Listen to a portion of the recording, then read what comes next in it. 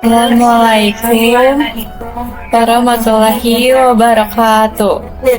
Teman-teman semuanya, perkenalkan nama aku Anindita Nurani dan di sebelah aku ada Hasna Sabalia. Saya Gabi dari Kepala Farsi Pertama Sedikit. Dan saya Rahma Lalita Setiawan. Sini kami akan membahas materi lingkungan pendidikan. Selamat menyaksikan. Selamat menyaksikan.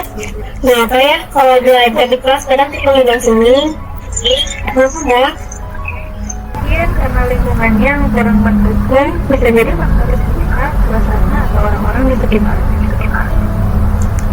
Ya betul, padahal lingkungan pendidikan itu penting banget loh buat menunjang semangat belajar kita. Nah, ngomong-ngomong soal itu, sebenarnya kalian tahu nggak sih apa yang termasuk lingkungan pendidikan? Aku sih tahunya cuma sekolah aja, hehehe. Nah, sebenarnya lingkungan pendidikan itu lebih luas dari itu loh. Lingkungan pendidikan itu ada keluarga, masyarakat, dan tentu saja sekolah. Wah, makin penasaran. Kita belajar bareng-bareng yuk. Yuk, tapi kita tonton dulu video pembahasan tentang lingkungan pendidikan berikut ini ya. Ayo. Halo teman-teman, pada kesempatan ini kita akan membahas tentang lingkungan pendidikan. Nah, pendidikan adalah proses yang nggak pernah berhenti seumur hidup, dan juga pendidikan itu tidak hanya terbatas di kelas saja. Ki Hajar Dewantara mengatakan bahwa ada 3 pusat pendidikan, yaitu lingkungan sekolah, lingkungan masyarakat, dan juga lingkungan keluarga. Menariknya, ada penelitian pada tahun 1979 tentang ecological system theory yang menegaskan bahwa perkembangan seseorang dipengaruhi oleh berbagai lingkungan di sekitarnya. Nah, sekarang kita bahas satu persatu yuk. Kalau dipikir-pikir, lingkungan pendidikan pertama yang kita rasakan tentu saja keluarga. Dari keluarga kita belajar hal-hal paling dasar, berbicara, bersikap, sopan, hingga mengenal agama. Keluarga adalah agen sosialisasi paling awal, yang sangat menentukan kepribadian anak di masa depan. Misalnya ketika orang tua mengajarkan anak untuk jujur dan disiplin. Kebiasaan itu biasanya terbawa hingga ia tumbuh dewasa. Jadi jelas banget, keluarga punya fungsi edukasi, sosialisasi, proteksi, hingga afeksi. Dengan kata lain, keluarga adalah pondasi utama sebelum anak mengenal dunia luar. Nah, betul banget nih, Nin.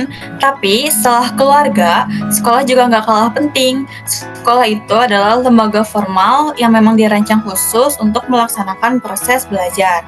Nah, di sekolah ini kita nggak hanya belajar mata pelajaran seperti matematika atau sains, tapi kita juga belajar keterampilan sosial, disiplin, dan kerjasama. Menurut Tilaar, tahun 2002, sekolah berfungsi menyiapkan peserta didik agar mampu hidup bermasyarakat secara mandiri dan bertanggung jawab. Contohnya lewat tugas sekolah kita aja deh, belajar menghargai pendapat orang lain, atau lewat aturan sekolah. Kita dibiasain untuk disiplin waktu, jadi guru di sekolah bukan sekedar pengajar, tapi juga sebagai pembimbing yang membentuk karakter generasi muda. Nah, selain keluarga dan sekolah, masyarakat juga punya peran yang besar nih. Nah, pendidikan di masyarakat ini sering disebut sebagai pendidikan non-formal. Misalnya tuh kayak kursus, pelatihan kerja, kegiatan keagamaan, ataupun organisasi pemuda. Nah, menurut UNESCO pada tahun 2016 tuh, katanya pendidikan masyarakat memberikan kesempatan lifelong learning atau pembelajaran sepanjang hayat. Sehingga individu tuh bisa terus berkembang sesuai dengan kemajuan zaman. Contohnya kayak misalnya kita ikut Karang Taruna tuh bisa melatih kepemimpinan, sementara kalau kita ikut gotong royong itu bisa menumbuhkan rasa solidaritas. Jadi masyarakat tuh ruang belajar nyata yang membuat kita siap menghadapi kehidupan sosial yang kompleks. Wow, ternyata menarik banget ya. Ternyata ketiga lingkungan pendidikan ini saling melengkapi. Keluarga menjadi dasar awal pembentukan pribadi. Sekolah menjadi lembaga formal yang mengembangkan pengetahuan dan juga keterampilan kita. Lalu masyarakat menyediakan ruang belajar sepanjang hayat. Setuju. Dan yang perlu kita ingat, pendidikan itu bukan hanya tanggung jawab sekolah saja, tapi juga keluarga dan masyarakat. Kalau semuanya berjalan dengan seimbang, hasilnya juga akan lahir generasi yang cerdas, berakhlak mulia, dan siap menghadapi tantangan global.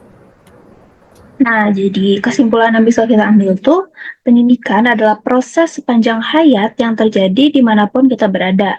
Jadi, mari kita terus belajar baik di keluarga, sekolah, maupun masyarakat. Nah, terima kasih sudah menyimak video ini, semoga bermanfaat dan sampai jumpa di kesempatan berikutnya. Dadah! Bye-bye! Dadah! Wah, dari penjelasan tadi aku bisa tahu bahwa lingkungan pendidikan itu nggak cuma di sekolah aja. Benar, ada lingkungan keluarga yang jadi pendidikan pertama, lingkungan masyarakat yang membentuk pengalaman sosial, dan sekolah yang menjadi pusat pembelajaran formal. Semua lingkungan itu mendukung proses belajar kita pasti jadi lebih optimal. Intinya, lingkungan pendidikan itu punya peran besar dalam membentuk karakter, ilmu, dan juga masa depan kita. Semoga teman-teman proses yang tadi ya. Dan semoga ilmu bisa bermanfaat bagi kita semua. Kami pamit undur diri. Terima kasih semuanya.